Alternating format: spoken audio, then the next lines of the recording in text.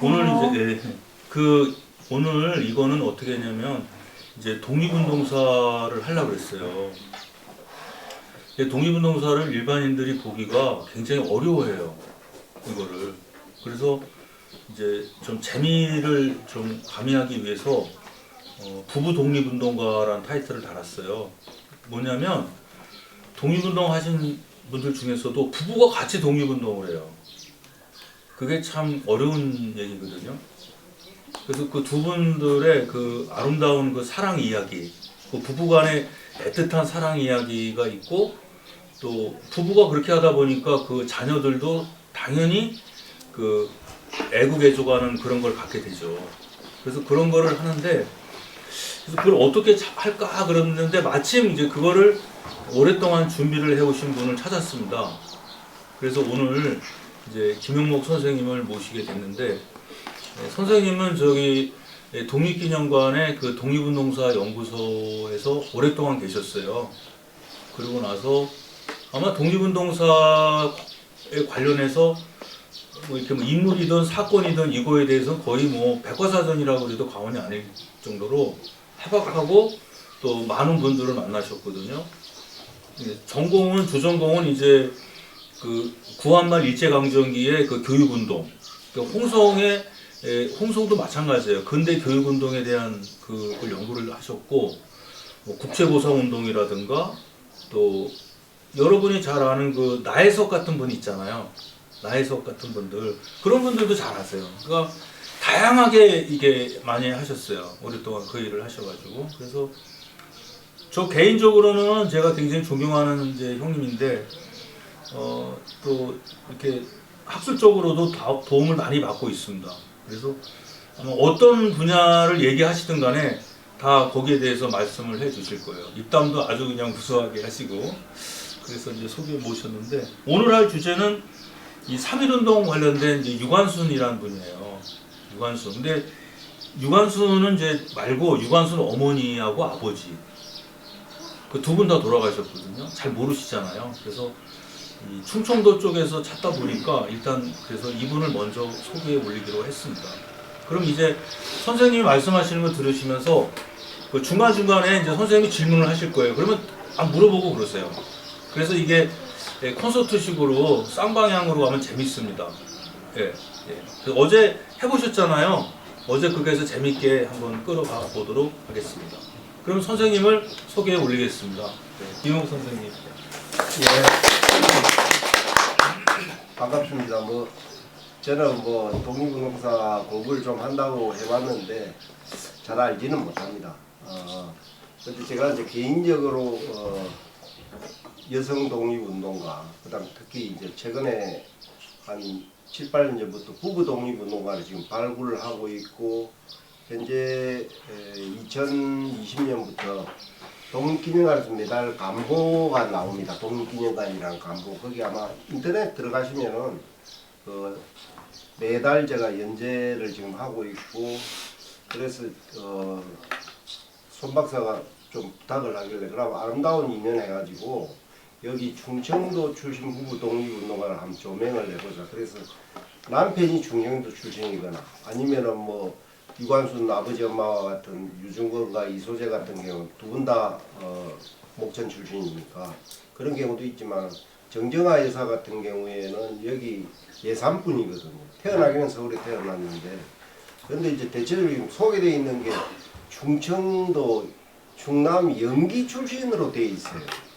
그래서 이런 부분들을 좀 제외되고, 요즘 제가 조금은 더 부부 독립운동가 중에 관심을 갖는 분은 대체적으로 이제 사회주의 운동을 또 했던 사회주의 부부 독립운동가들, 이런 부분들 좀 관심 폭을 넓히고 지금 있는 상황입니다. 그래서 오늘은 제가 첫 그게 그래도 우리가 3.1운동 그러면 3.1운동 아이콘 그러면 유관순을 누구도, 초등학교도 그래요.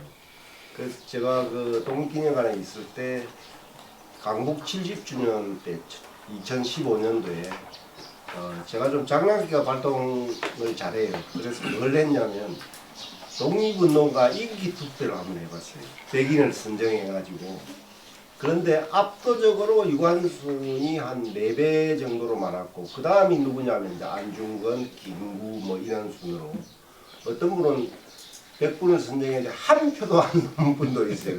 정말 그분한테는 미안한데 그래서 역시 우리가 그 3.1운동 그러면 너무 유관순을 아이콘으로 띄워버리는 그게 어떻게 보면 저는 제 개인적으로 생각은 또 다른 그게 역사 왜곡이다. 과연 유관순이가 우리가 그렇게 3.1운동 아이콘으로 할 만큼 역할을 했는가? 그리고 지금부터 103년 전에 여자애가 그 3.1운동의 그 아우네 지역 내에서도 그걸 계획을 하고 했을 때 주민들이 호응을 했을까?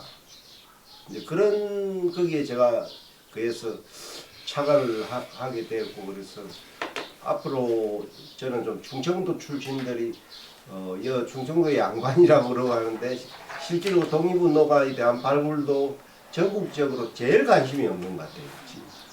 그래서 이제 그런 면에서 오늘은 우리가 3.1운동 그러면 유관순이라고 이야기하지만 유관순을 길렀던 아버지 엄마 그 다음에 그 삼촌 그 다음에 그 외의 인적 관계 그 다음에 유관순을 이하학당으로 보냈던 사에리시 여사 우리가 흔히 이야기하는 사부인이라고 하는 이제 그런 선교사들의 역할 그런 걸 좀 통틀어서 한번 이야기를 했으면 합니다. 그래서 우리는 지나치게 독립운동가들을 이야기하면 영웅화시키고 신격화시켜버려요.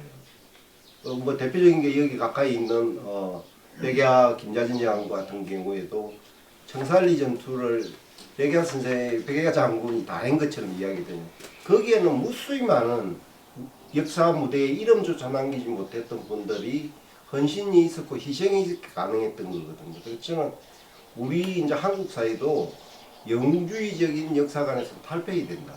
근데 아직까지도 독립운동을 이야기하면은 그 부분을 너무 지나치게 강조를 해요. 사람이기 때문에 한계는 다 가지고 있거든요. 예를 들어서 지금 유한순을 이야기했는데 제가 여기 백야 선생님 이야기가 나왔으니까 이야기하는 거 보면 뭐 15살 때 노비들을 해방시키고 무슨 뭐 한양일보를 창간을 하고 했다고. 근데 한양일보라는 신문이 없어요 그 당시에. 그 다음에 뭐 육군무관학교에 들어가서 우수한 성적으로 나왔던 육군무관학교 입학생들 명부가 있거든요. 거기에 백야는 이름도 없어요. 그러니까 어떻게 보면 좀 진솔하게 이야기한다면은 여기서 이제 백야가 일찍 아버지가 먼저 가고 그 다음에 할아버지가 돌아가시고 나니까 장손이다 보니까 좀 우리가 흔히 얘기하는 망나니는 큰 거죠. 그리고 안동 김씨라고 하는 이 세력들이 얼마나 여기서도 강했잖아요. 이제 먼 집안이 우리가 갑신정면을 주도했던 김옥균이란 말이에요.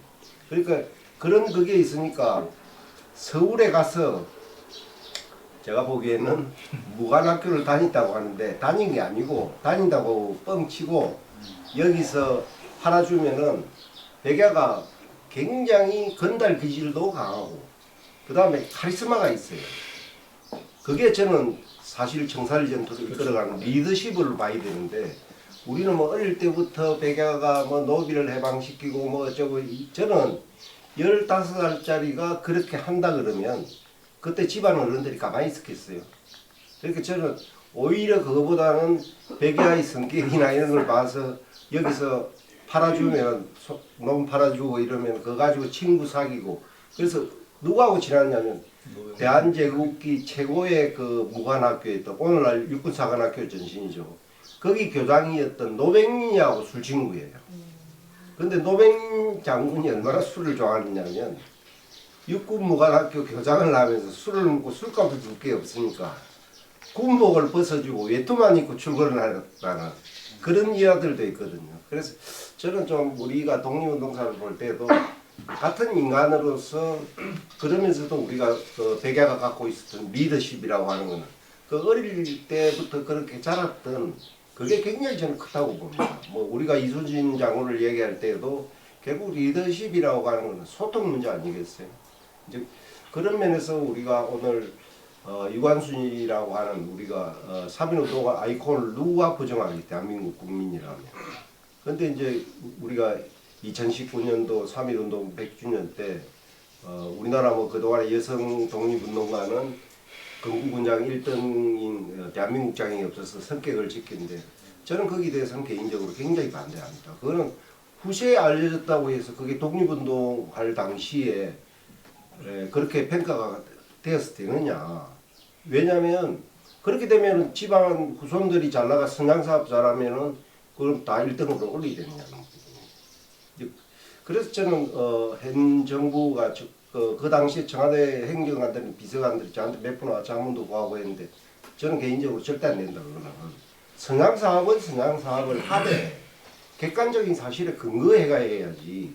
그러면 우리가 잘 아는 안동의 임청각 주인이었던 석조 이상현 선생 같은 분이 그렇죠. 지금 3등급이거든요. 저는 솔직히 그렇죠. 유관순 자체의 포상이 되었던 3등급도 저는 그게 포상 기준에 안 맞아요. 우리가 흔히 이야기할 때 유관순 열사가 죽었던 때가 우리가 1920년 9월 28일 서대문 감옥에서 죽었는데 순국을 하게 되면은 4등급이에요.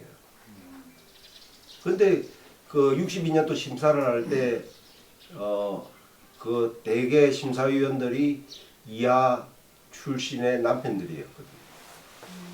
그래서 그게 그때 이제 3등급을 땐 저는 뭐 이왕 된 거니까 그거는 우리가 올려주지는 못하면 이제 내리는 것도 맞고 저는 객관적인 사실에 누구도 민주주의 사회라는 거는 공적으로 우리가 가야지 그게 이름이 알려지고 했다고 해서 그것이 독립운동에서 그런 역할을 했느냐는 거예요. 그래서 그런 면에서 오늘 좀 이야기하고 싶은 것은 물론 뭐 유관순 자체를 저는 뭐 부정한다. 심지어 젊은 친구들은 한때 그런 이야기까지 했어요. 유관순 가짜론까지 또 이야기가 되고 그랬었거든요. 그래서 그건 아니다. 유관순이 분명히 실존을 했었고 그 당시 미국 선교사나 이해학당 학당장이었던 프라이 여사의 회고록이나 이런 데 보면 그 자기가 직접 장례 그 시신을 인수해 와가지고 장례를 치루었던 그런 기록들이 다 남아있거든요. 그리고 이제 유관순이 죽고 나서 장례를 어디다 하냐면 지금 서울의 이태원 거기가 공동묘지였어요. 이제 거기다가 묻었는데 이 서울시가 이제 팽창이 되니까 결국 그 이태원 공동묘지가 개발을 하게 되고 거기가 용산 일본군 그 19사단이 있었던 거기에 훈련장으로 이제 공동묘지가 바뀌게 되니까 그 시신이 그때는 뭐 찾아갈 사람이 없잖아요. 무용고가 되니까 결국 망우리로 옮기는 과정에서 그냥 워낙 많으니까 그 같이 합쳐가지고 합작품 비슷하게 하면서 시신은 당시에 화장을 해가지고 한강에 다 뿌렸던 거예요. 이제 그런 면에서 우리가 좀 안타까운 점은 있는데 그 당시만 하더라도 유관순이라는 존재가 드러나지가 않았어요. 실질적으로 유관순이가 구체적으로 우리 역사 무대에 나오기 시작했던 거는 1947년부터입니다. 그런 점을 고려해서 좀 오늘은 유관순을 그렇게 길러냈던 아버지 엄마 그다음에 그 우리가 아우네 장터라고 하는 그 일대에 있었던 분들이 어떤 그거 세력을 갖고 있었고 3월 13일 날 유관순하고 사촌언니 유해도가 그 병천으로 내려오게 되는데 그것이 이제 지역 사회에 영향을 뭐 안 줬다 그런 건 아니고 분명히 그는 뭐 서울에서 일어난 소식들이 그 당시 병천에서 서울 가는 게 그렇게 쉽지가 않았잖아요. 이제 그런 측면에서 한번 오늘 같이 고민을 해보는 그런 시간이 좀 됐으면 좋겠습니다. 제가 서론이 너무 길어서 죄송합니다. 이제 그 이걸 하면서 제가 아까 오면서도 말씀드렸는데 3.1운동의 성격이 있어요. 3.1운동이 왜 일어났을까? 근데 이게 몇 년 전에 일어났던 촛불혁명이라 그러나요? 그런 것들 생각을 했는데 근대 사회에서는 그게 불가능하거든요. 어제도 제가 세계관이 바뀌면 그 존재 구성 양식이 바뀐다 그랬잖아요. 서양과 동양은 다른 건데 근대 사회에서는 일어날 수 없는 일들이 일어났단 말이죠. 그래서 3.1운동을 왜 그게 일어났을까? 그게 엄청난 게. 그 다음에 두 번째로 이제 역사 속에서 독립운동사 속에서 유관순을 어떻게 자리매김해야 되는가? 왜냐하면 이게 아까 말씀드렸지만은 그 여기 이제 다른 천안이나 이런 데 보셨을 때 그때 그 사람이 18, 19 정도란 말이죠. 그쵸? 네, 만으로 17. 17인데 지금도 동네에서 17 먹은 여학생이 우리 독립운동 합시다라 그러면은 따라올 사람이 얼마나 있겠냐고요. 그 당시 또 충청도 양반인데 거기가.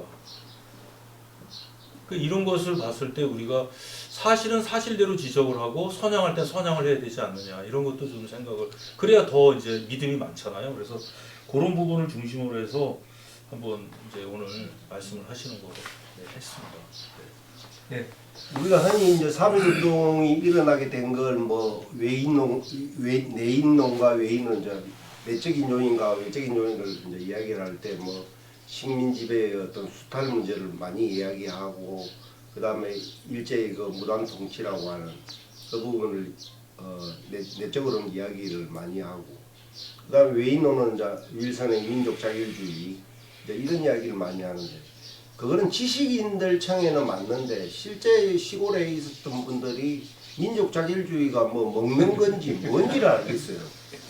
저는 그런 좀 우리가 헛된 꿈은 좀 버리자는 거예요. 그것이 사실이었건 아니건 3.1 일어나게 된 결정적인 저는 원인은 물론 우리가 이제 무행 정부를 한번 꾸려보려고 하는 거예요. 그래서 우리가 1910년 강제병합이 되고 나니까 나라는 없는데, 그때부터 이제 미국 동포들이나 러시아 쪽에 있었던 분들이 지도자들이 무행 정부라고 하는, 우리가 흔히 하는 임시정부, 가정부를 꾸려보자는 거예요. 그래서 이제 그런 분위기가 1914년 제1차 세계대전이 일어나게 되니까 우리는 항상 갖고 있었던 독립운동론이라고 하는 것이 일본과 미국이 전쟁을 할 것이다, 아니면 일본과 러시아가 전쟁을 할 것이다. 그러면 우리는 연합국에 일어나서 참전을 해야 된다는 거예요.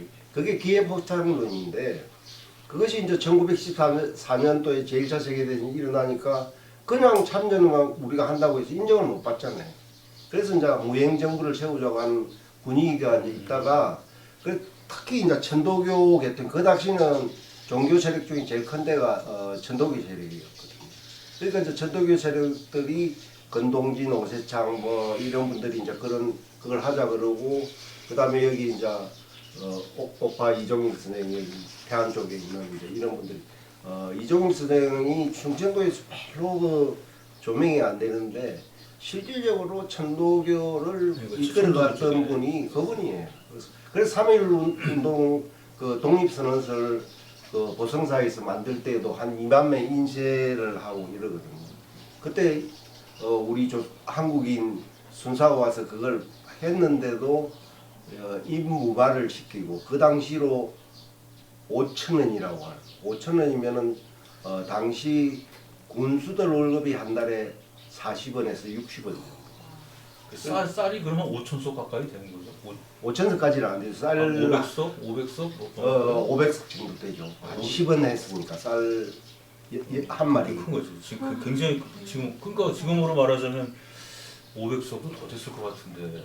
그러니까 이제 그 고가에 따라 조금 다르. 그때 3.1 운동 당시에는 물가가 많이 뛰어가지고 쌀값이 좀 올라가 있는 단계거든요. 그러니까 그런 그 돈을 줄 수 있다라고 하는 그 배포라고 하는 게 보통 사람은 할 수가 없는 거죠. 이제 그런 것처럼 이 세계 이제 2차 대전이 일어나서 우리가 참전을 하려고 하니까 정부도 만들어야 되고 이렇게 움직이는 그룹들이 또 있고, 또 한쪽에서는 야 그게 되겠느냐 반신반의하는 그룹들도 있고, 그 다음에 또 그럼 나라를 세우려면은 앞으로 국가를 세우려면은 과거 왕정 복고로 갈 거냐, 우리가 전체적 왕권으로 갈 거냐, 아니면 민주공화국으로 갈 거냐, 이거 가지고도 굉장히 논란이 벌어져요. 그 와중에 1918년이 되면 제1차 세계대전이 끝난단 말이에요. 이 1차 세계대전을 치르면서 미국이 오늘날과 같은 슈퍼 강대국으로 등장을 해요. 그러니까 이제 전후 질서를 재편을 해야 될 거 아니에요. 그러니까 미국이 윌슨 대통령이 민족 자결주의 14개조를 내세운 게 미국 주도하에 세계 질서를 재편하겠다는 거예요. 근데 이제 우리 그 지식인들은 그 이야기를 듣고 그걸 제일 먼저 알았던 사람이 당시 일본 사람인가요? 아니 일본에 유학하고 있었던 윤창석이라는 사람인데, 윤창석 씨가 고향은 아우네고 학교를 그 당시에는 영맹학교를 다 다녔거든요. 그 영맹학교와 여학교가 있고 이관순이나 이런 다녔던 사람들. 그래서 이 충청도의 여학생들이나 신여성이 그 독립운동 그 3.1 만세운동을 주도했던 아산이나 뭐 여기 일대에 다 있는 분들이 다 영맹학교 출신들. 그래서 이제 그분들이 동경 유학생들이 제일 그 당시는 지식인이자 최고의 지성인이잖아요. 당시에 우리나라 1910년대 초등학교 입학률이 여자들은 1%가 안 돼요. 남자들이 3% 정도예요. 그래서 1920년대 초반까지만 하더라도 초등학교만 놓으면 그때는 보통학교죠. 보통학교만 졸업을 하면 그 지역 사이 최고의 지식인입니다. 요즘은 대학원 나와도 누가 지식인이라고 별로 이야기도 인정도 안 해주잖아요. 이제 그런 시기에 윤창석이라고 하는 분이 이제 그걸 반 거예요. 그 일본에서 오사카에서 발간되는 저펜 어드버타이저라고 하는데 I14개라고 나왔다.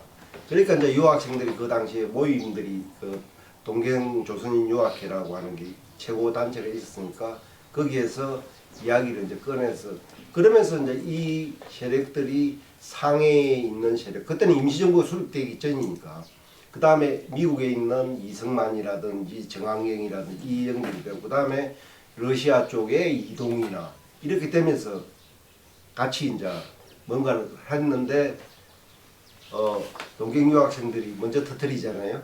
그게 28 독립선언 아닙니까?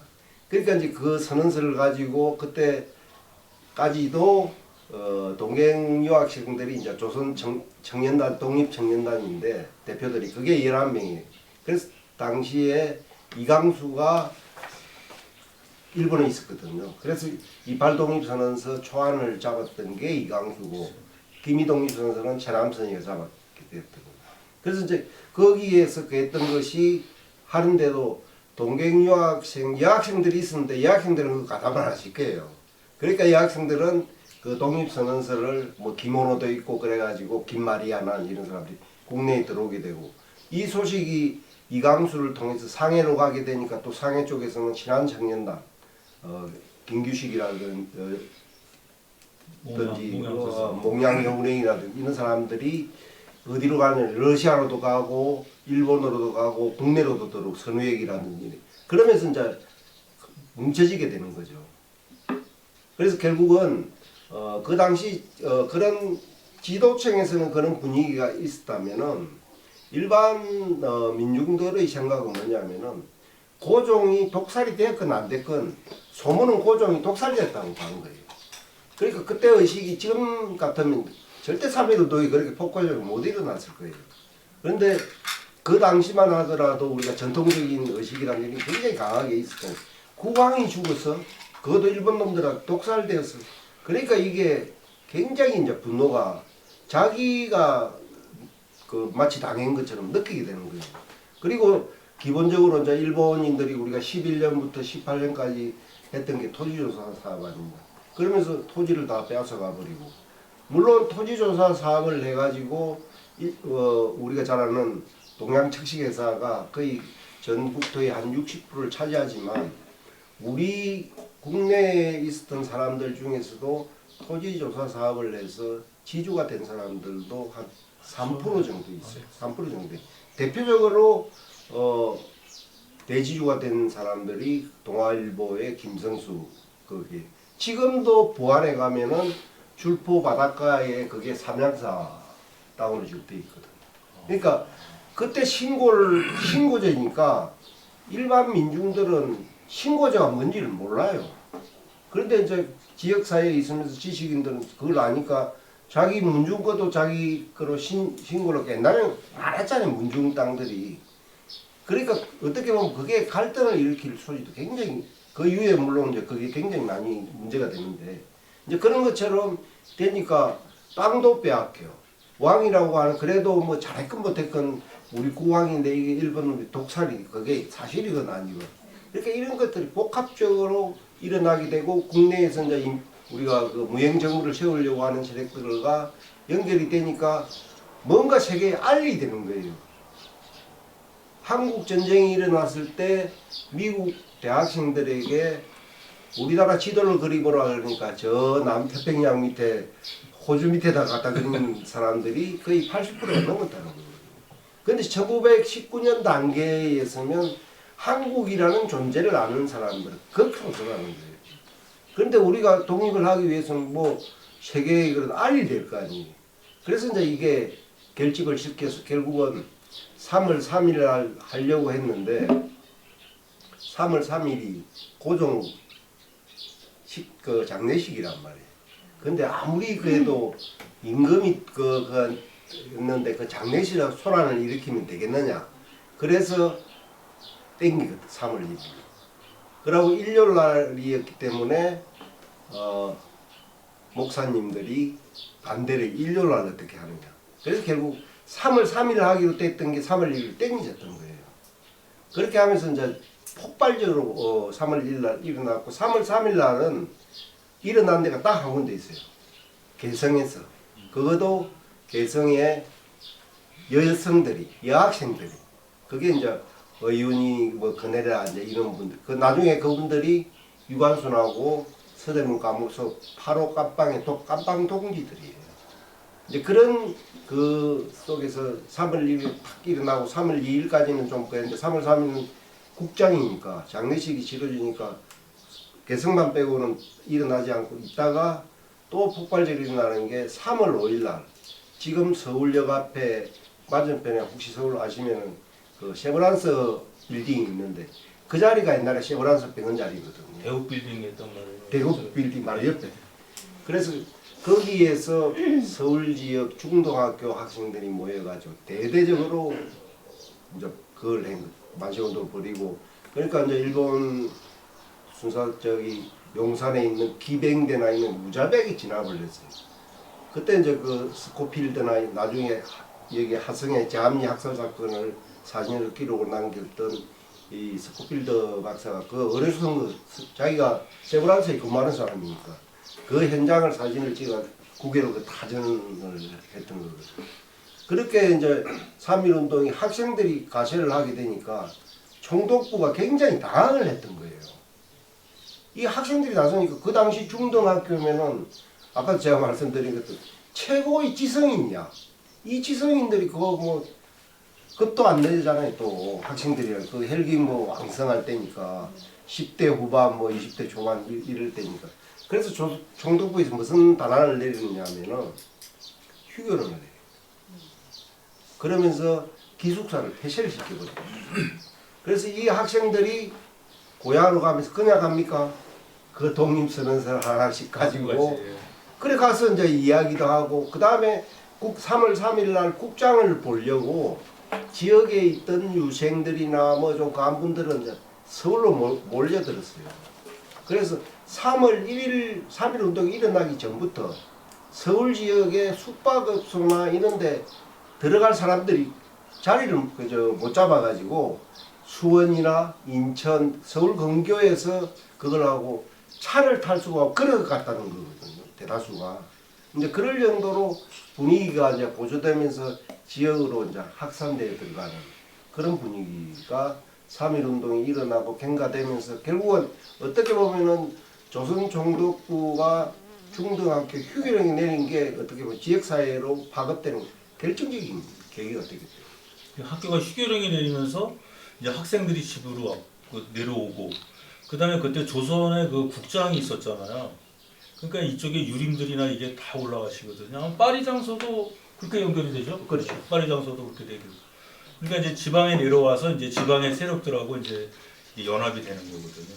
그럼 이제 한번 그 천안에서는 이제 근데 또 이것도 있어요. 그 독립운동소가 아우네나 천안에 왔다 그래서 그걸 사람들이 안 받아들일 수 있거든요.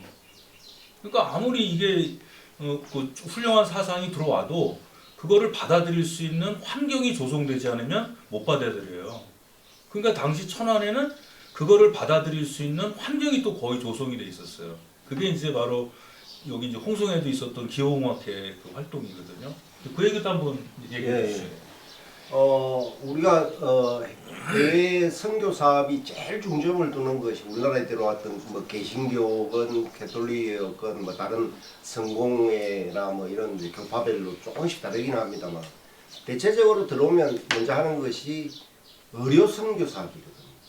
왜냐하면 이거 과거에는 우리가 전통적으로 뭐 누가 한자가 생기거나 그러면은 뭐 구설하거나 아니면 우리 전통적으로 내려오는 항약 그 방법에 의해서 이렇게 하는데 외상을 입었을 때 양약을 해서 양이술로 하니까 훨씬 그게 효과가 있단 말이에요. 대표적으로 했던 게 1884년에 갑신정변이 일어났을 때 그 김육균이나 이제 박영호 그쪽에서 수구파들을 처단을 하잖아요. 그래서 죽기도 하지만 상처를 입었는데 이게 전통적인 방식을 하는데 안 돼요. 그런데 어렵성의사들이 양이수들이 직접 이제 꺼맨단 말이에요. 그 처음에는 그 감히 대감을 그렇게 하느냐 그래서 반발도 많았는데 실제 목숨을 건지는 거야.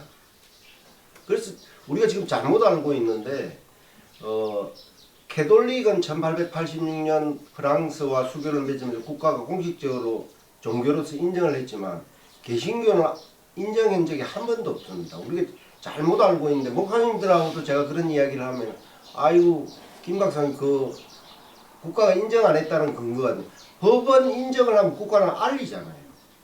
그래서 제가 목사님들하고 농담할 때 좀 그런 이야기. 그러면 목사님이 국가가 개신교를 인정한 걸 근거를 갖고 있다. 그러니까 이게 그 대감을 살리고 이러다 보니까 서양에 대한 인식들이 처음에는 얼마나 당황했겠어요. 근데 이제 점차적으로 달라지게 되고 특히 이제 어류선교와 더불어서 뭘 하느냐 고사업을 많이 하거든요.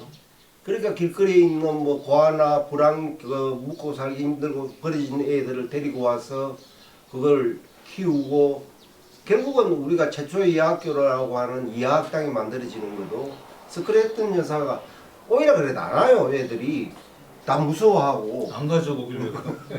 그런데 이제 거지나 이런 애들이 묵고 살 데도 없고 하니까 갈 데도 없어.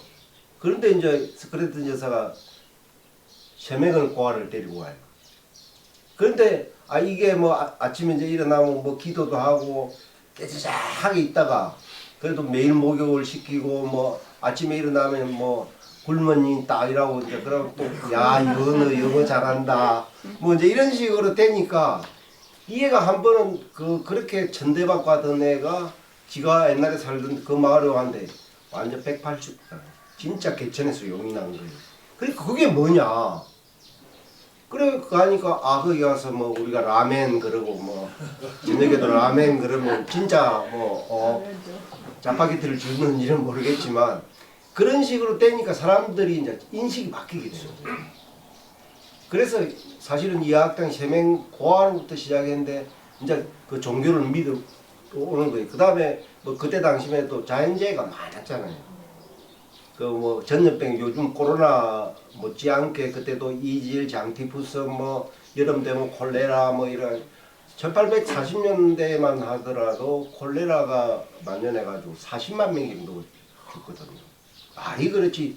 지금 코로나 엄청난 거죠.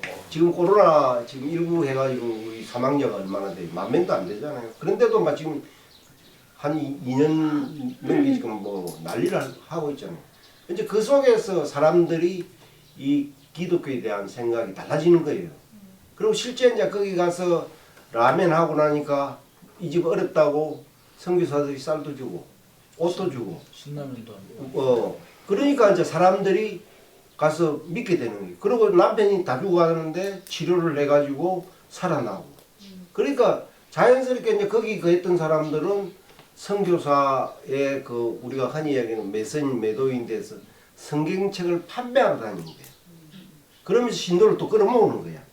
그 옆에서 가만 봐도 저거 옛날에 누구 집에 종이었는데 그거 뭐 라멘 그러면서 저끼리는 또 서로 뭐 딱 존댓말도 쓰고 그러니까 이 세상이 뭐 확 바뀌는 거예요.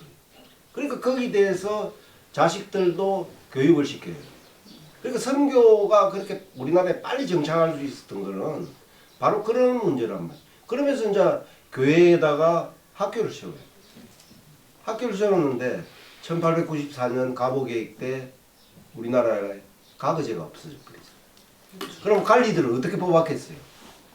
대개 전직 관료가 청거를 하거나 우리가 말단 관리들은 이 이제 말이 좀 되고 그래서 우리나라가 한때 아마 여기 어머님도 잘 아시겠지만 1890년대까지만 하더라도 1990년대까지만 하더라도 의학만 잘하면 먹고 사는데 지장 없었잖아요. 그러니까 의학에다 영어 공부 몰빵을 했잖아요.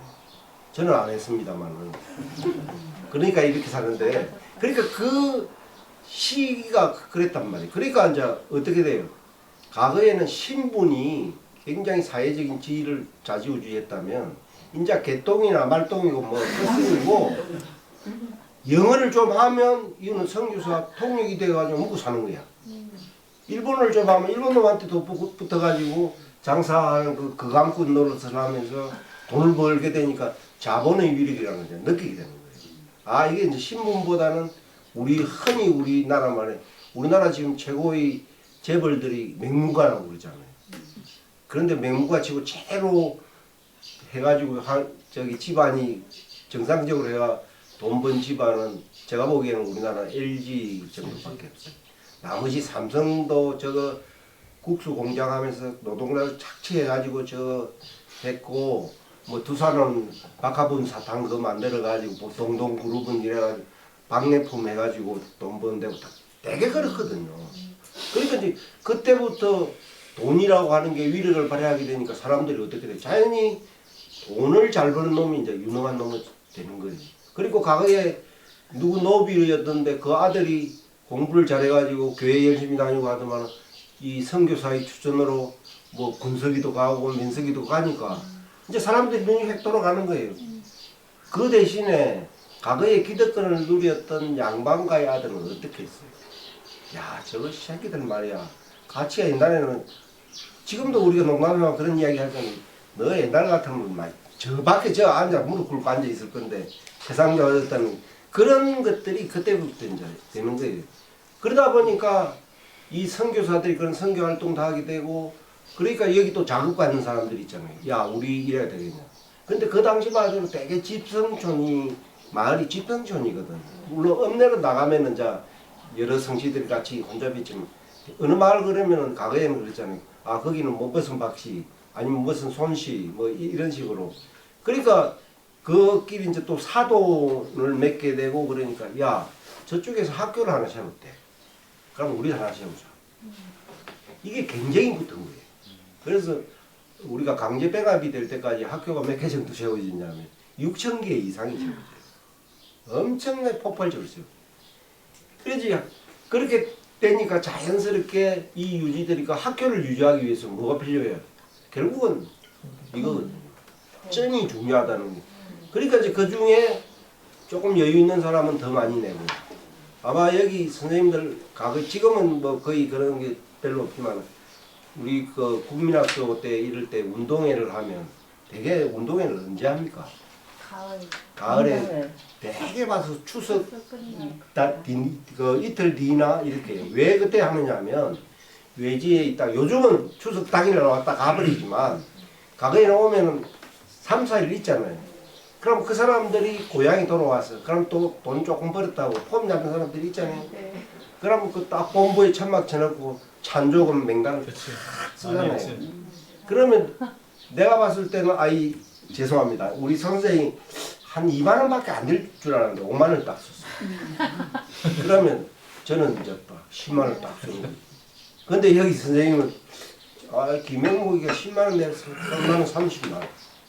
우리 사회는 정말 거기 저는 경쟁심이 우리 사회를 이렇게 역동적으로 물론 그 속에서 뭐 내실화를 못하는 그런 부분들은 있지만 그런 것들이 이루어지게 되니까 학회라는 걸 이제 만들고 서울에 또 있는 사람들은 왜냐하면 서울에 끼리끼리 하려니까 결국은 우리 사회가 폐쇄적이라고 그러는데 지연 공동체, 뭐 헬령 공동체, 하은 공동체 그러는데 우리가 근대라고 하는 게 정상적으로 안 왔잖아요. 그러다 보니까 자연스럽게 지역사회 사람들을 믿게 돼요. 만주나 중국 관내에 가서도 우리가 임시연구내에서도 엄청나게 싸우거든요. 하버리 기호파니, 교남파니, 서북파니. 그게 왜 그걸 가냐면 누가 앞제비인지를 몰라. 그런데 자기 고향에 있는 사람 다 알잖아요. 대체적으로 누구 조카다, 누구 뭐 동생이다 그러면 그래 그러면 쓸만해. 그러니까 이 끼리끼리가 뭉칠 수밖에 없어요. 역시 지역에서 올라갔던 서울에 있는 재경 세력들도 마찬가지인 거예요. 그러니까 이제 이 사람들이 그 한계 경암교육회를 만든다, 기호지방은 기호화학회를 만든다, 저 강원도 쪽은 한경도 이쪽 일부하고는 뭐 간동학회를 만들고 북한 지역은 사도 그동안에 천대를 받았잖아요. 서부가. 그래서 서부 지역이 왜 개신교가 일찍부터 들어가냐면 신부제를 해체를 원하잖아요. 그럼 그분들은 딱 라멘 그러면서 그게 절대적 앞이기는 하지만 절대적 앞에서 평등을 이야기를 하죠. 그러니까 서북 지역이 그렇게 일찍부터 교육을 가하고 그리고 선교사들 또 말 잘 들으니까 선교사들이 어떻게 해요? 미국 유학 보내잖아. 그래서 우리가 이승만을 싫어하는 사람들은 이승만이가 2년 만에 석박사를 했다. 2년 반 만에 했어요. 정확하게. 2년 반 만에 어떻게 석박사를 할 수 있느냐. 그걸 거짓말이라고 얘기했는데 그건 진짜 잘못된 거예요. 선교사가 인정해주면 1년 만에도 석박사 나갈 수 있어요. 그렇죠. 그때 미국이라는 데도 시스템이 그랬어요. 그래서 우리가 이승만을 넘김에 좀 이야기하자면 미국 대통령한테 우리가 위임 통치를 맡겨서 이승만이 나쁜 놈이라 그러는데 이승만이 지도교수가 석박사 지도교수가 윌슨 대통령이에요.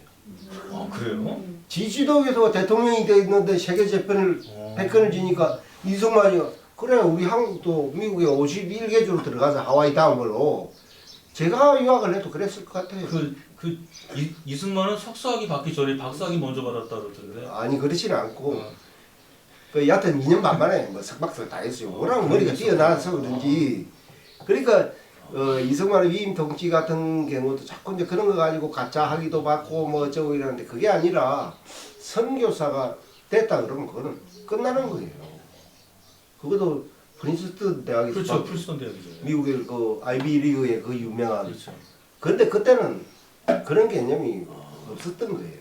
그런데 그걸 가지고 제가 그래서 몇 번 민족문제연구소 연구원들하고 그래서 야, 뭐 이승만님만 그랬냐? 다른 사람은 또 다 그랬어. 그리고 자기 지도교수가 대통령이 돼 있으면 그거 얼마나 그 당시 미국 사회에 우리 교민들도 이승만이가 물론 도산이 이제 항사단도 하고 그런 힘이 있었지만 실질적으로 이승만이가 최고 걸치고 있었어요. 거기다 뭐 대통령 제자니까 그 미백악관에 우리는 정문 부문으로도 하면 옆에 가기도 힘든데 이승만이 정문을 해서 딱 들어간단 말이에요. 또 이승만이 그렇게 보여주는 걸 좋아하거든요. 그리고 이승만이 잘하는 게 영어 하나는 잘했단 말이에요. 그러니까 이 양놈들하고 뭐 저 국무부 장관하고 이렇게 단독 이게 통역이 없이 되는 거야. 그러니까 같이 만나도 이게 무슨 이야기를 했는지를 모르는 거예요. 저 같은 놈 가려면 통역 붙이고 뭐 이래 나오면 제가 좀 잘못하고 이러면 저하고 기분 나쁘고 뭐 딱 까발리부러 그럴 거 아니에요. 그러니까 이승만이 뭘 해도 모르는 거예요. 구미위원장을 할 때도 그랬고 임시정부 대통령 상에 와서 할 때도 그랬고 이제 그런 것처럼 이 시대라고 하는 시기가 그런 것이 되다 보니까 학회들이 만들어지니까 이 학회들은 그걸 자기들이 영향력을 확대를 해야 되니까 지역에다가 지혜를 둔단 말이에요. 그게 이제 충청도 같으면 홍성, 해미, 서산, 직산, 목천, 천안, 청양 뭐 이래 8개를 두게 돼요. 그러니까 이제 목천에 있었던 사람들이 지금 뭐 우리가 그 목천 쪽에 이름이 그렇게 역사적으로 잘 드러나지는 않지만 그때 이제 대원군 사이가 조계고가 거기 살았고 그다음에 우리가 잘 아는 임시정부 그정에서 서고 이동영 선생이라든지 우리가 지금 발굴을 안 해서 인물들을 그걸 안 해서 그렇지 목천 쪽이 황제를 가지고 있었던 중앙의 권력을 장악하고 있으면서 그랬던 분들 굉장히 많아요. 앞으로 이제 그 부분이 좀 더 그러니까 기용화학회 목천지회가 만들어지니까 이 목천지회를 아까 제가 했던 것처럼 지역사회 인물을 쫙 배출을 해야 되니까 그래서 거기에서 학교를 설립했던 거기 졸업했던 사람들이 대체적으로 남자들은 여기 공주의 영맹학교, 여자들은 영맹여학교, 그 다음에 일부 성공회 같은 경우는 진천으로 가요. 그래서 목천 아우네장터 지역에는 성공회와 감리교회가 결합이 되는 좀 독특한 그런 성격을 지니게 됩니다. 그래서 이 목전지혜라고 하는 것이 우리가 목전지혜뿐만 아니라 여기 홍성지혜도 이제 거기 대다수가 백야 그 일가들 그 뭐 김병헌이라든지 우리 뭐 손박사님 잘 알지만 그런 사람들이 중심이 되어가지고 학교를 홍맹학교나 호맹학교를 세우고 누구를 교장으로 내세우느냐. 학교 규모가 좀 크면 관찰설 교장을 다 같이 해요.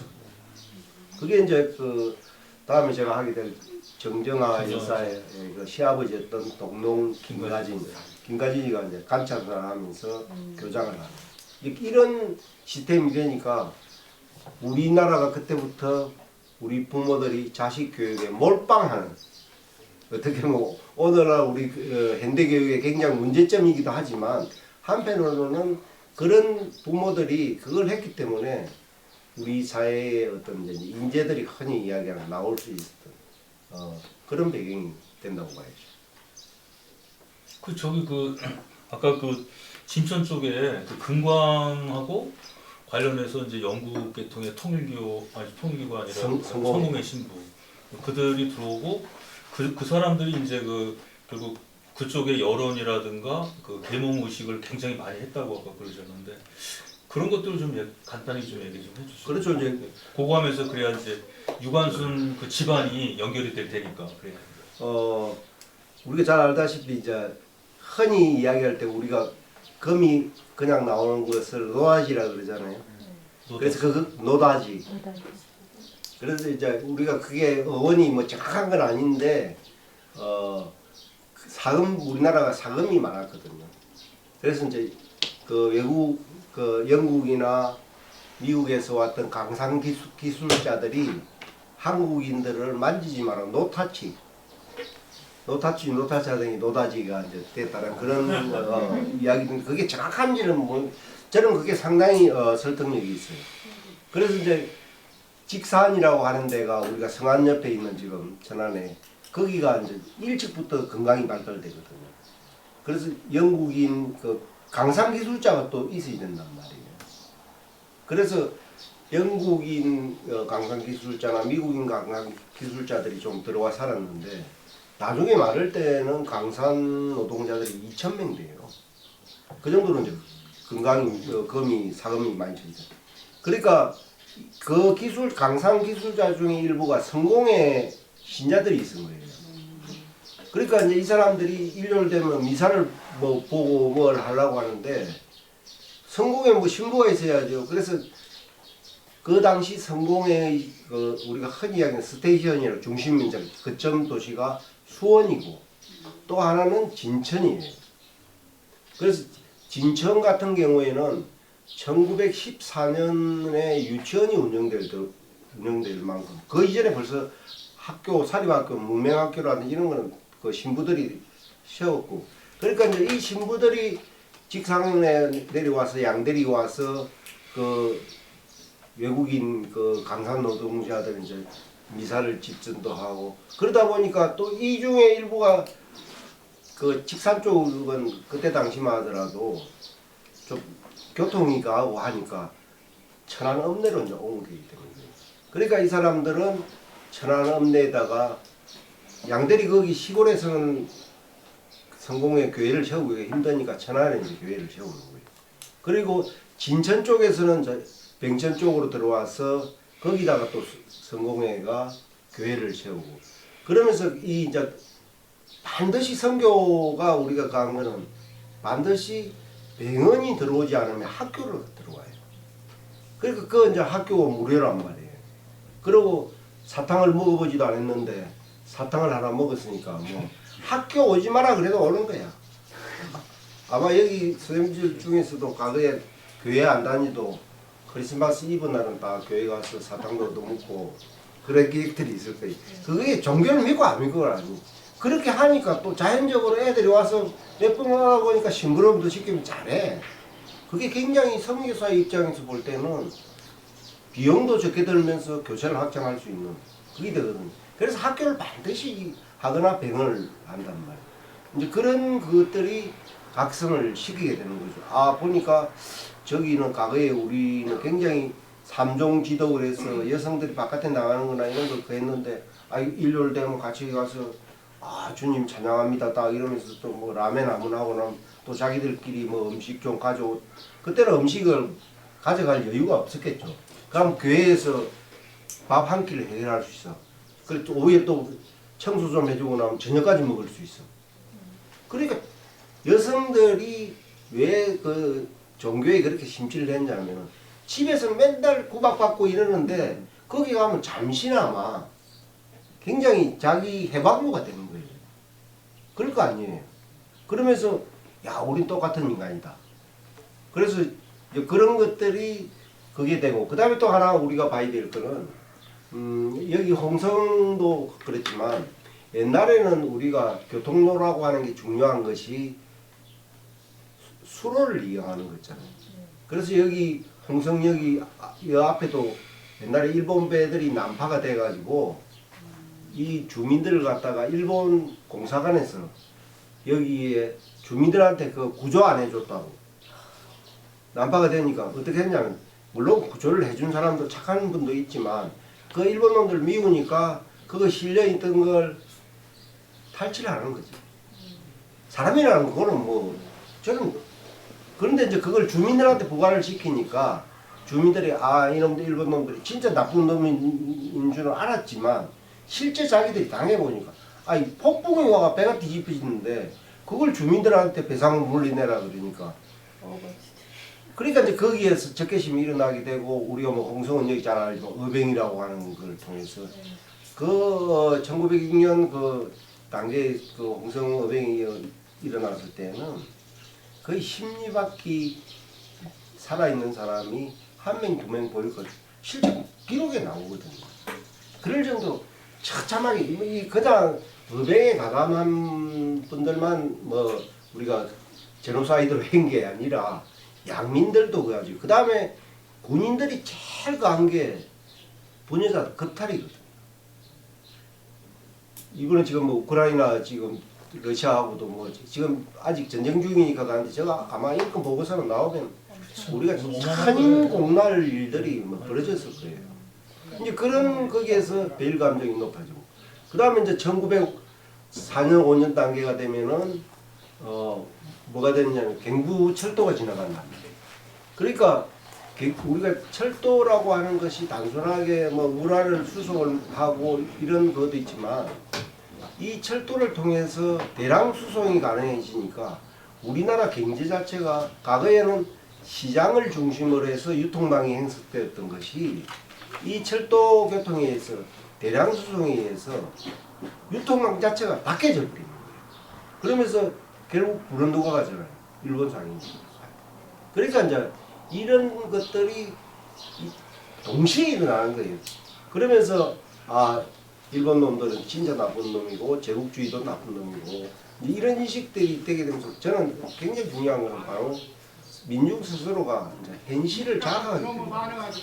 그래서 우리가 어릴 때에 선생님들이 가졌던 꿈과 중학교, 고등학교, 그 다음에 사회생활 하면서 가졌던 꿈들이 자꾸 달라지는 게 우리가 흔히 얘기하는 어릴 때는 굉장히 꿈도 원대하고 그러지만 갈수록 현실화되어 간다는 하는 것이 현실을 그만큼 이제 경험을 하게 되고 느끼게 되니까 그렇게 느끼게 된다는 거죠.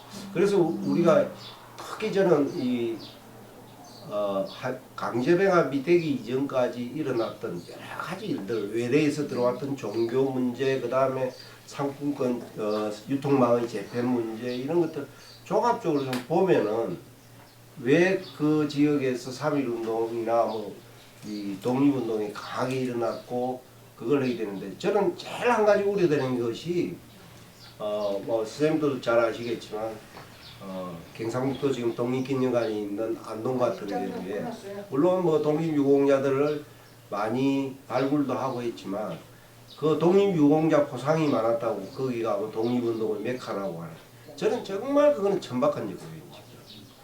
10명이 나올 수밖에 없었던 거는 그 지역이 갖고 있었던 그런 기억적인 여건이란 말이에요.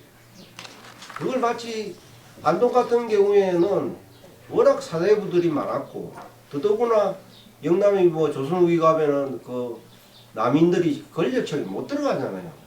그래서 그런지 지금도 권력에 대한 지팡력이 대단하잖아요. 저는 참 그거 보면서 야 300년 전이나 지금에 달라진 게 뭐입니까? 그래서 좀 그런 것들을 우리가 좀 객관적으로 좀 봐야 되는데 그걸 마치 뭐 안동 지역에서는 뭐 600명 정도가 그 포상을 받았으니까 우리가 독립운동은 메카다. 그게 아니잖아요. 거기 영남 남인 세력들이 갖고 있는데 국가 권력에 접근을 못하니까 그 소수는 권력을 장악하려고 끊임없이 시도를 하는 것이고 나머지는 뭘 해보려고 하는데 이게 일제심리학이 되면서 가니까 어떻게 하겠어요? 저항을 할 수밖에 없어요. 그래서 이제 뭐 우리가 석주 이상형 선생이나 이런 뭐 그다음에 저 김대락 선생이나 이제 백화구리하고 이제 이런 뭐 고성인 씨, 진성인 씨, 어성김 씨 뭐 그런 이제 대종가들이 집단적으로 망명도 하게 되고 그다음에 집단적으로 저항을 하는 그거는 그렇게 될 수밖에 없는 거죠. 거기 만약 그 집단에서 문중에서 이탈을 한다는 것은 자기 삶을 포기해야 된다는 거죠. 그러니까 그런 것들이 우리가 굉장히 긍정적으로 작용하는 부분도 있죠. 우리가 저항했다라고 하는 것. 어떤 그런 긍정적인 측면에 또 아울러서 한편으로는 너무 개인의 어떤 개성이라든지 자유라든지 인권이라든지 이런 문제가 완전히 무시되어 버리는 그런 것이 아닌가. 아까 손 박사님도 얘기했지만 우리가 촛불 집회라고 하는 현대사회에서 이게 유럽 사람들이 보면은 도저히 이해가 안 되는 거죠. 뭐 이게 집단주의고 저건 강신도들 비슷한 거죠. 어떻게 보면. 근데 우리는 거기에 대해서 또 저항을 안 하고 그러면 저게 지식이냐?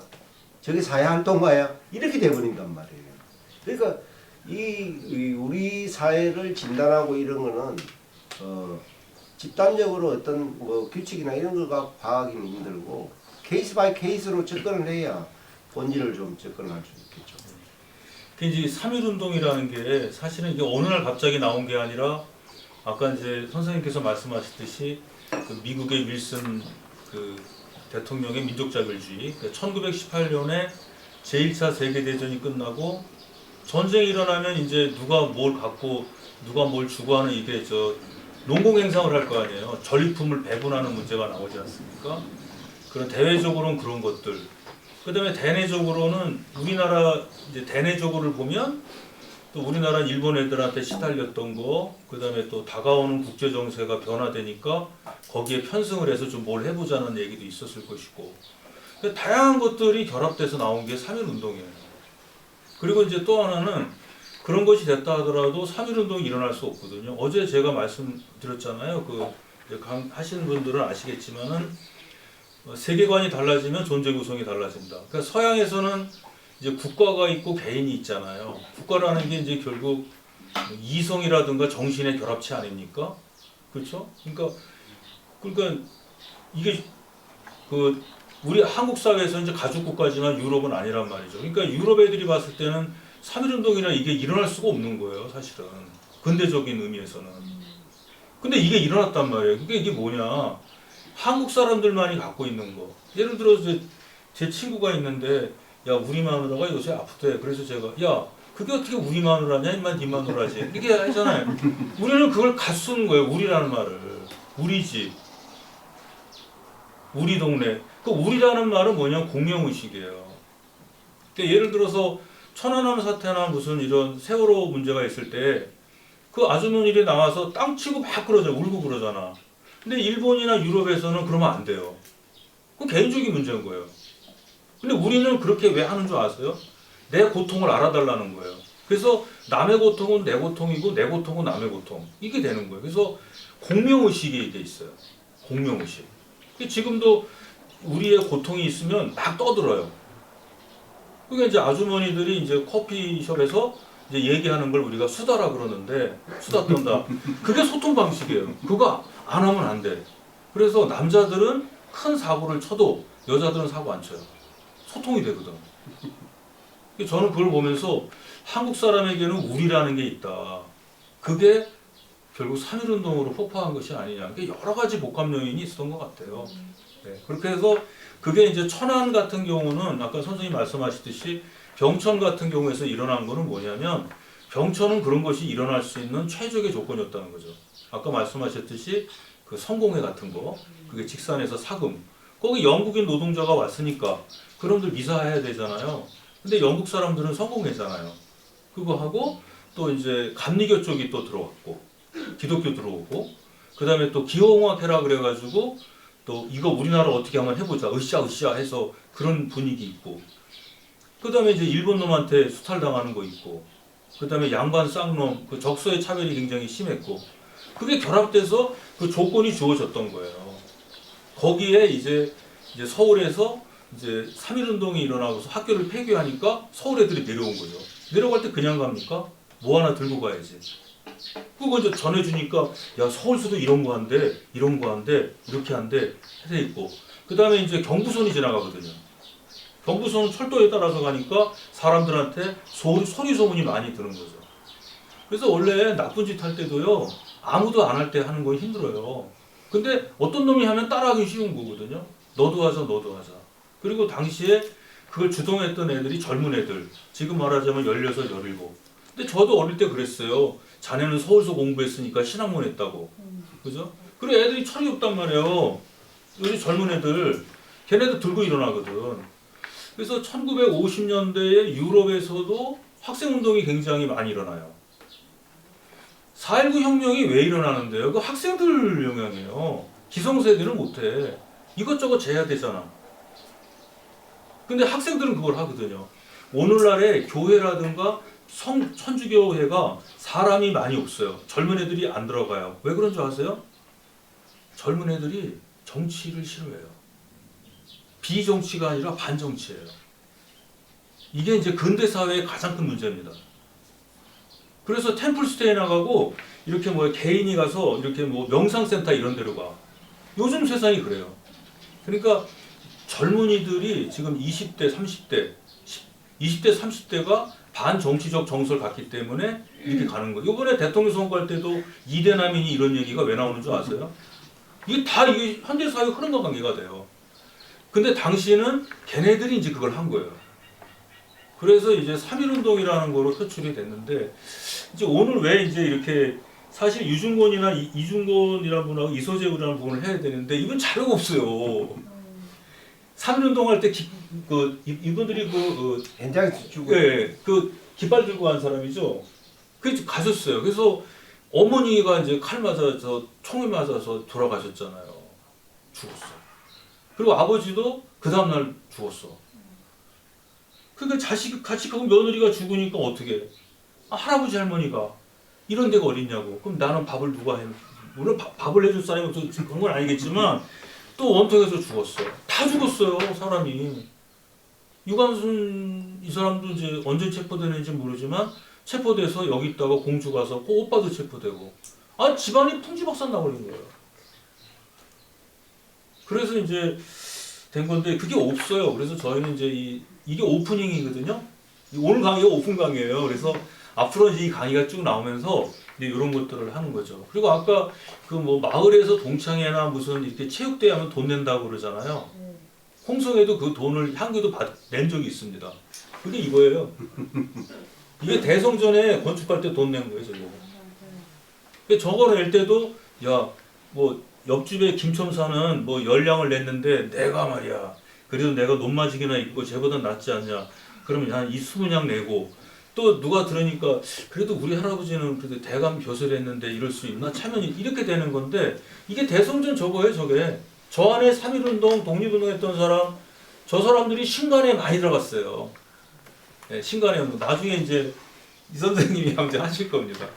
그래서 오늘 이런 부분에 대했는데 어떻게 뭐 선생님께 이 부분에 관해서 추가로 질문하실 거 있으면 한번 해보시죠. 어떻게 여기 대해서 궁금하신 거. 3.1운동이나 대해서. 네, 그 하기 전에 좀 네. 우리는 이제 대체 아까 제가 처음부터 이야기했던 3.1운동을 지역사회에서 기획을 하고 우리가 흔히 주동자라고 하는 사람들이 대체적으로 한두 사람이 막 주동을 하는 것처럼 그런 경우도 있는데 대다수는 공동체 사회이기 때문에 그렇죠. 이 조직적으로 동원을 해야 된단 말이에요. 그러면 그 마을 문중 단위나 마을 단위에 우리가 흔히 이야기하는 말빨이 묶이는 사람이 있어요. 그 유력자들이 공동을 하는 거예요.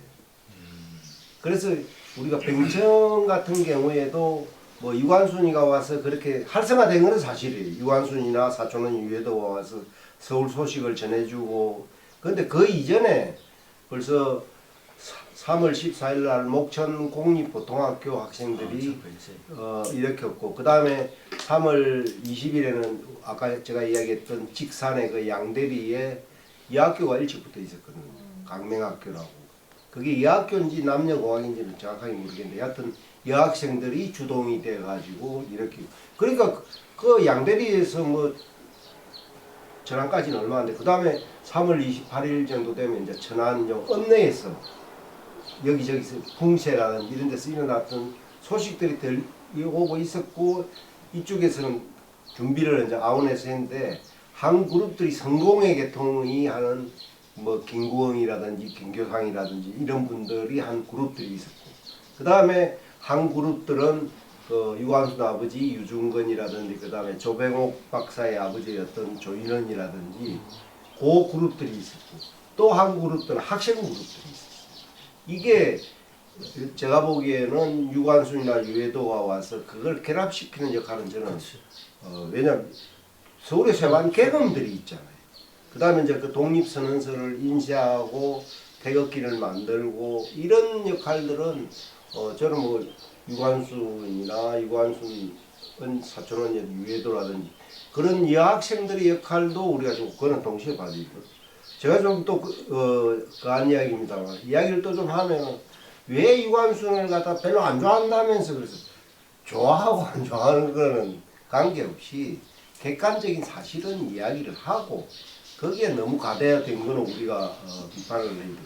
그래서 한때는 뭘 이야기했냐면 천안에 잘 아시다시피 독립기념관이 온 것이 유관순 열사가 그걸 해서 했다고 그러거든요. 그 선택지가 목전이 됐다고 그러는데 그것이 전부 뻥이고, 원래 한 7군데를 잡았어요. 7군데를 했는데 그 당시 우리나라 최고의 지관들을 5명을 헬기에 태워가지고 지관들을 손석구, 손 이제 이런 사람 태워 헬기에 태워가지고 이 3번을 돌았대요. 그래가 이제 대전 밑으로는 안 된다. 그렇게 해서 진천, 용인, 목천, 그다음에 서울 지금 그 가천의 어린이 대공원인데 3군데로 이제 찍은 거예요. 그렇게 해가지고 청와대 보고를 들어간 거야. 그때 당시 누굽니까? 전모라는 사람 아니에요. 전두환. 그러니까 질문이 가천은 몇 평? 한 25만 평, 30만 평 됩니다. 용인은 민속주의인들 한 60만 평 됩니다. 목천은 130만 평. 그럼 물을 거 없잖아. 그렇게 해서 된 거예요. 그러고 그때 당시 그 독립기념관 건립할 때도 우리가 잘 아는 여의도에서 국풍 81 뭐 이런 데 있잖아요. KBS 사장 그 무광부 나중에 그 문공부 이원홍 씨, 그 다음에 MBC 사장 이진희 씨, 이런 사람들이 전두환한테 충성하려고 굉장히 붙은 거예요. 그래서 KBS 이원홍 사장은 여의도에 그 해가지고 국풍 80일 해가지고 뭐 학생들 데모도 진정시키고 이렇게 실패를 했고, 이 저기 그 MBC 사장했던 이진희 씨는 친구들이 일본에 많이 있었어요. 그게 일본에서 역사 왜곡을 한다는 걸 알은 거야. 그래서 바로 문공이 소속이 있던 국회의원들한테 이야기를 했는데 처음에 국회의원들이 좀 탄탄하게 생각했대요. 그런데 허문도한테 이야기하니까 허문도가 딱 찾아가가지고 합시다. 그래서 독립기념관을 그럼 어떻게 하냐. 그러니까 이진희 씨의 아이디어가 많이 들어갔어요. 그래서 이걸 전 국민에 성금을 하자. 그렇게 해서 기념관에 가보셔서 아시겠지만 나무들이 참 좋잖아요. 청와대 정원사가 전국을 7번 돌면서 좋은 나무는 딱 찜 하는 거예요. 그래 딱 찜해놓고는 다 기증했다. 그래야 대외적으로 선전할 때는 알아 우리 나무 한 포기도 국민들이 성금으로 냈고 근데 실제 그 정원사한테 제가 물어봤거든요. 몇 배의 세금을 감면해 줄게요. 그러니까 누구도 기증해 돈 받았다는 사람은 없어요.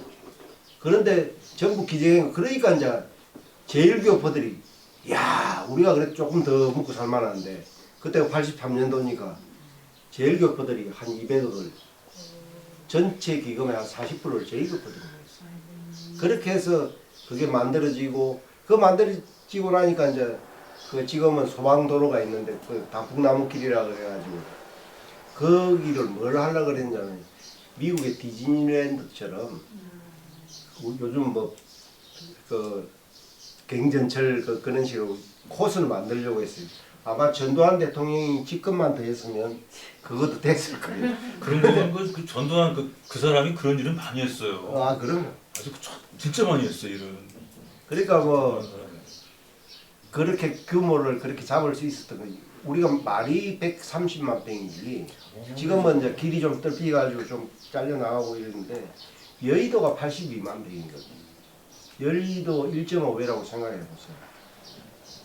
그러니까 저는 요즘 뭐 거의 제가 정년퇴임하고 거기가 저 정원이 돼가지고 매일 거기를 이렇게 돌아다녔어요. 그러면 그 사이사이를 좀 돌고 하면 10km는 그래. 엄청 넓어. 예. 이제 그런 것들이 어떻게 보면 우리가 군사 문화의 어떤 그 비판도 할 수가 있지만 요즘 정부가 하라 그러면은 30만 평 확보하기도 힘들 거예요. 지금 못하죠. 저 아파트 진다고 그러고 그러지 뭐. 그게 전두환 그 군사정부라서 가능했던 거예요. 그게 참 그 사람들이 그래서 본받을 만한 건 있는 것 같아요. 다른 사람 의견도 중시하는데 그 사람은 결정 딱 하면 그게 형식적 타당성, 형식적 합리성, 어쩌면 이게 근대지향적인 건지도 몰라요. 우리가 흔히 이야기하는 대단한 거예요, 그게. 중국의 땅이 얼마나 넓어요. 그런데 중국의 최고 기념관이 우리가 흔히 얘기하는 중일 전쟁이나 노구 옆에 있거든요. 거기 항일 전쟁 기념관인데 거기가 6만 8천 평이에요. 그 넓은 중국 땅이. 그래서 저는 전에 중국이나 이제 우리가 뭐 일본도 제가 그 방위연구소에 좀 가서 공부도 좀 하고 MOU도 체결하고 있는데 그게 국회감사에서 걸려 들어가지고 4년 만에 때리치웠어요. 국회의원들 그게 뭐냐? 우리를 지배했던 놈들하고 어떻게 MOU 체결해 가느냐. 그런데 그 방위연구소에 가보면요. 연구원들이 박사급만 160명이에요. 그거 2000년 초반에. 그 애들은 제가 깜짝 놀랐던 게 우리가 본받아야 될 점이기도 한데 제3차 세계대전이 일어났을 때 가상 시뮬레이션을 그 당시 돌리고 있었어요. 그리고 방위연구소에 가보면은 자료가 우리가 가져올 게 너무너무 많은 거예요. 복사를 해야 되지. 그래서 제가 이제 그 2001년부터 그 MOU를 체결하고 그렇게가 했는데 이제 가을에 우리가 봄에 우리가 초청하면 가을에는 그쪽에서 해서 이제 우리가 3박 4일 정도 같이 이제 미팅도 하고 거기 발표도 하고 뭐 이런 워크숍을 하고 이랬는데 한 4년 하고 나니까 국회에서 그걸 알아가지고 어떻게 정치당한 놈들이냐. 그럼 당연히 예산을 끌어버리는 거예요. 저는 그 굉장히 갑자기 윤봉길 의사 그 이 매달 그가 해가지고 사행 장면이 그 방위연구소 을대 밀기라고 하는 을대 일기라고 하는 거기서 나왔거든요. 아, 그게요? 그 방위연구소 안에도 지금도 그 촉탁해가 이제 그분 돌아가셨는데 거기서 평생을 했던 그 당시에 82세 된 분인데 그분이 그 이야기 하는 거예요. 한국 사람들은 보면 답답하다는 거야. 여기 보고를 하고 자기들이. 실제 제가 방위연구소 그 자료실에 우리가 들어간 사람은 저하고 몇 명이 안 되는데 동학농민전쟁 때 이 진압할 때요. 현장에 전투를 하면서도 전투 모형들 다 그려놨더라니까. 우리가 기록유산 많이 남긴다고 그러죠. 저는 일본에 비하면 우리나라 전투 지휘관들이 전쟁하면서 그 그린 놈이 한 명이나 있었을까요? 난중일기 같은 거 안 썼을까요? 그때? 그러니까 이제 참 그런 면에서 좀 본다면 우리가 시야의 폭을 넓히 돼요. 맞아요. 그렇지 저는 전에 이제 일본에서 손님들이 오거나 이러면은 특히 여름 이제 조금 있으면 굉장히 더워지잖아요. 그러면 그 기념관에 아시다시피 대리석을 해놔니까 우리가 농담도 막 계단 올리나면 저다 익는다고 할 정도로 그 더운데 거기서 걸리는 거예요. 주차장에서부터 절대 차 안으로 안 빼요. 그렇지. 고생해야지. 그러니까 겨울에 또 바람은 엄청 그 분지가 됐어요. 그러면 그합 조금 지나고 나면 힘들어가지고 뭐 그랬지. 야 우리 옛날에 우리 선조들은 특히 일본 친구들한테 농담하고 그러죠. 야 우리 선조들은 그 쫓겨가면서 만주벌판에서 이건 추위가 아니다. 그럼 일본 친구들도 그렇고 저 동남아도 마찬가지지만 중국 특히 중국 애들이 깜짝 놀라요. 자기는 제가 가서 중국 거기 가서 뭐 이야기할 때 에이 뻥이다 뻥. 한국이 그렇게 넓은 땅이 어딨냐 맞아요. 실제 이제 지가 걸어보니까 우리 독립의지가 우리 선조들을 우리는 너희들처럼 모택동이 이런 몇 명 추앙만 안 한다. 우리는 이 봐봐라. 그러면 이제 그 사람들이 실감을 해요. 그게 그 독립기념관의 그 용마루 길이가 105m 그래가지고 그 105인 사건 그 한 거 맞아요? 아니 그 105m까지는 안 되고 다른 거하고 합치면 105m. 그리고 그 천안문보다 길다면서요? 천안 광장에 주로. 그 우리가 그 큰 기와집이 축구장 하나예요. 거기 독립기념관 가면 큰 기와집 있잖아요. 그 용마루 길이를 말하는 거예요. 지금 큰 집에. 그 요즘은 그 태극기 마당을 만들어 놨는데 그게 태극기 막 보면 많습니다 그러거든요. 그거 만들 때도 제가 도라이 같은 아이디어를 냈는데 야 이왕 하면 815개로 하자. 왜냐 정말 선생님이 강한 이야기지만 그렇게 해야 예산 따기도 쉬워요. 이왕 태극기 하는 거 처음에 뭐 누구는 뭐 360단 야 쫀쫀하게 그렇게 하지 말고 그 다음에 뭐 참배에 올라가는 계단을 했을 때 105인 사건하고 그 다음 민족대표 33인 그래서 138개다. 이제 그런 의미들을 굉장히 그렇지. 중요한 거지. 할 일이 없잖아요. 우리가 그런 거라 갖고 이제 그래 나면 설명을 하면은 그 국회의원 이제 그 하기 전에 이제 보좌관들하고 만나서 이러면 그거는 거의 100% 들어줘요. 그래서 그 잘 깎지도 않고. 근데 이제 다른 예산 가면은 보통 뭐 많이 후리치면은 뭐 한 50% 후리쳐버리잖아요. 제가 그 사기를 좀 많이 쳤습니다. 별로 멋있어요. 그럼 나중에 여기서 한번 그 독립기념관에 안 가보셨으면 거기 1박도 할 수 있죠. 아 요즘 요즘 같아요. 그 독립기념관을 한번 우리가 탐사를 할 수 있어요. 탐방. 그때 선생님이 이제 거기서 그 안내를 해주실 거예요. 아니 그 굉장히 좋아요. 좋아요. 나무도 좋고 공기도 좋고 조용해. 그래서 이제 거기를 한번 같이 한번 가서 안내 한번 해주셔도 좋지. 그때- 사진 촬영도 하고. 그때는 제가 차 안으로 다 뺐어. 자 어떻게 이제 예 질문 어떻게 없으면 오늘 제가 강의를 질문하면 혹시 예. 그 당시에 그 목천하 그쪽에 집성촌을 이루고 있는 좀 그 큰 세력의 양반가들이 얼마나 있었을까요? 거기 윤 씨들 여하튼 거의 마을 단위로 거의 있었던 것 같아요.